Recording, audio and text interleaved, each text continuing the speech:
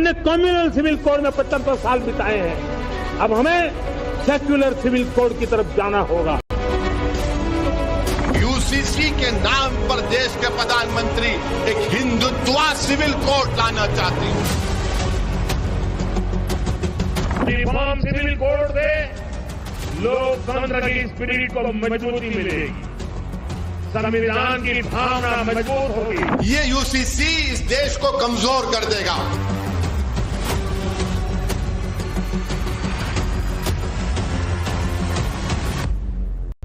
भारत के अंदर अल्पसंख्यक और बहुसंख्यक का भेद समाप्त होना चाहिए। सब लोगों पे एक समान कानून लागू होना चाहिए। और हमने कहा था यूसीसी लेकर आएंगे, यूसीसी भी आए। सुप्रीम कोर्ट ने भी कई बार कहा है कि देश में यूनिफॉर्म सिविल कोड जल्द से जल्द लाना चाहिए। हम पूरी ताकत से लगे हुए हैं सेक्युलर सिविल कोड।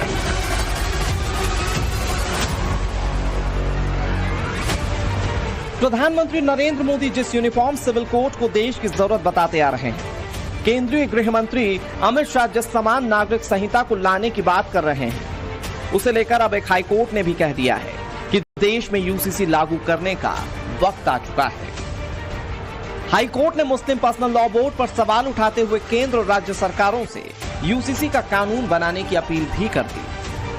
तो क्या वक्फ कानून लागू होने के बाद अब देश में यूनिफॉर्म सिविल कोड लागू होने की बारी है? इस सवाल का जवाब केंद्रीय गृह मंत्री अमित शाह खुद दे चुके हैं।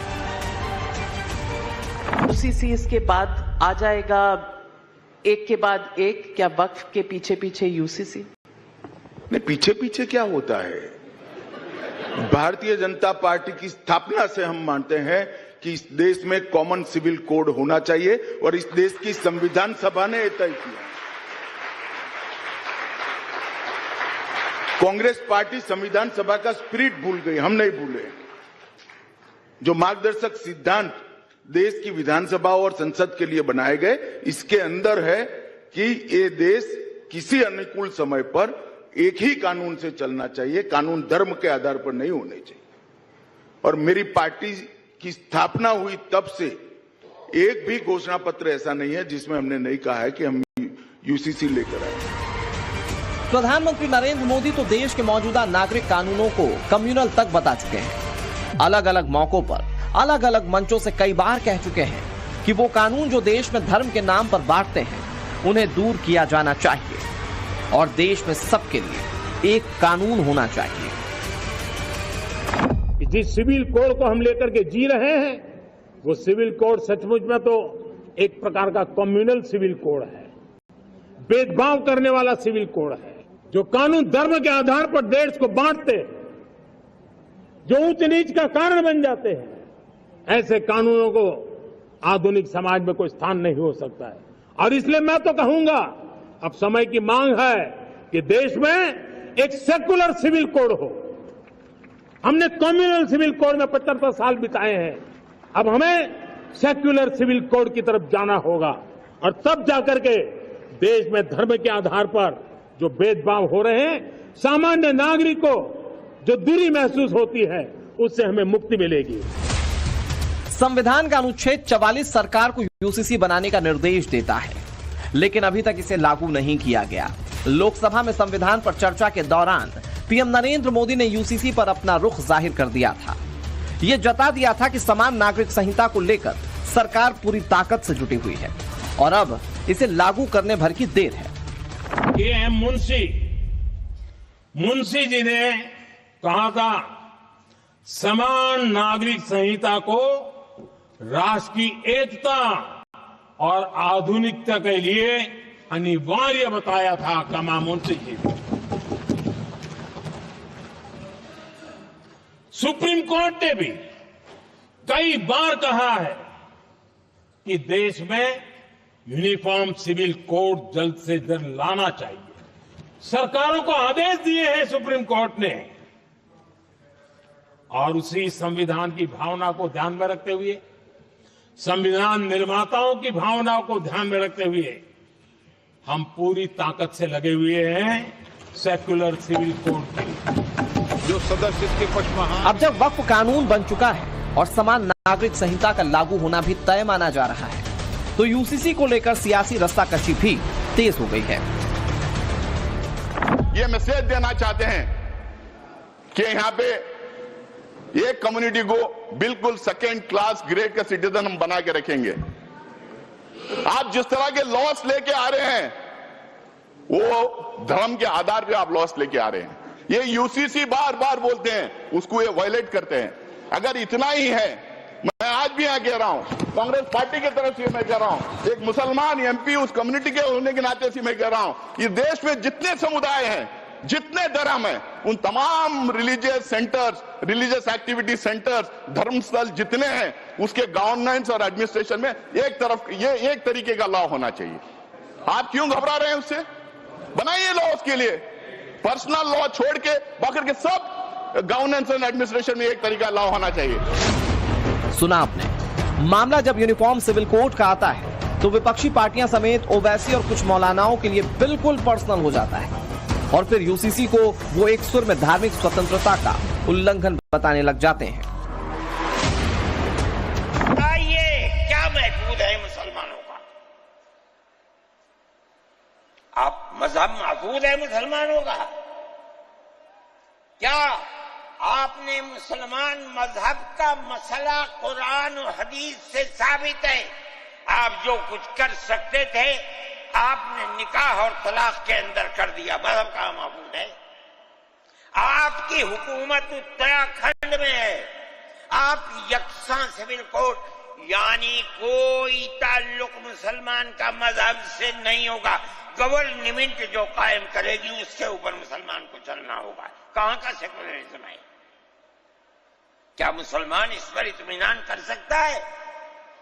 आपकी जिंदगी और आपकी हुकूमत का बुनियादी नापाक पत्थर यह है कि मुसलमान को अपने मजहब से आप दूर कर दें। तो यूसीसी के नाम पर देश के प्रधानमंत्री एक हिंदुत्वा सिविल कोड लाना चाहते हैं। हिंदुत्वा सिविल कोड लाना चाहते हैं।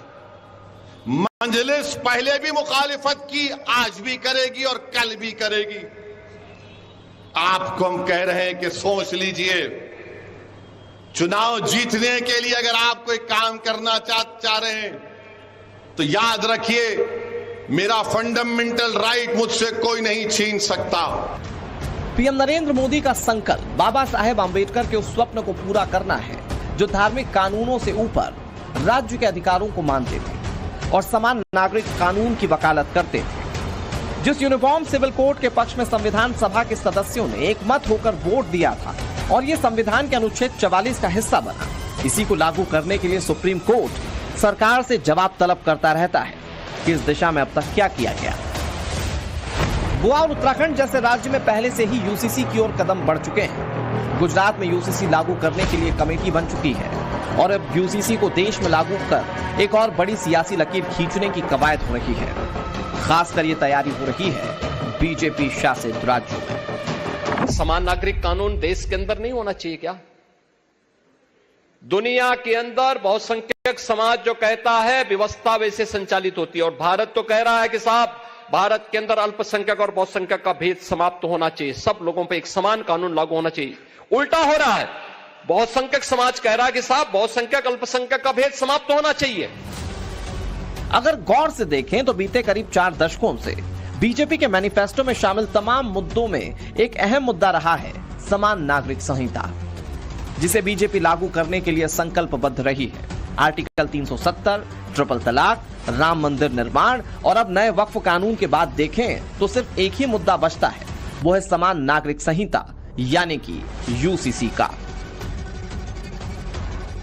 अटल जी की सरकार थी तब भी हमारे मैनिफेस्टो में रहता था राम मंदिर, तब भी रहता था 370, तब भी रहता था यूसीसी। मोदी की सरकार है, अब जो काम हो गया वो नहीं रहता है, जो बाकी होगा वो रहता है। कहा जा रहा है कि मोदी ये संकल्प ले चुके हैं कि इस बार सेक्युलर नागरिक संहिता को हर हाल में लागू करना ही है। तो क्या पीएम नरेंद्र मोदी ने देश में यूसीसी लागू करने का मन पूरी तरह से बना लिया? वक्फ कानून का भी जाने का समय भी आ गया। हमारा देश में ट्रिपल तलाक खत्म हुए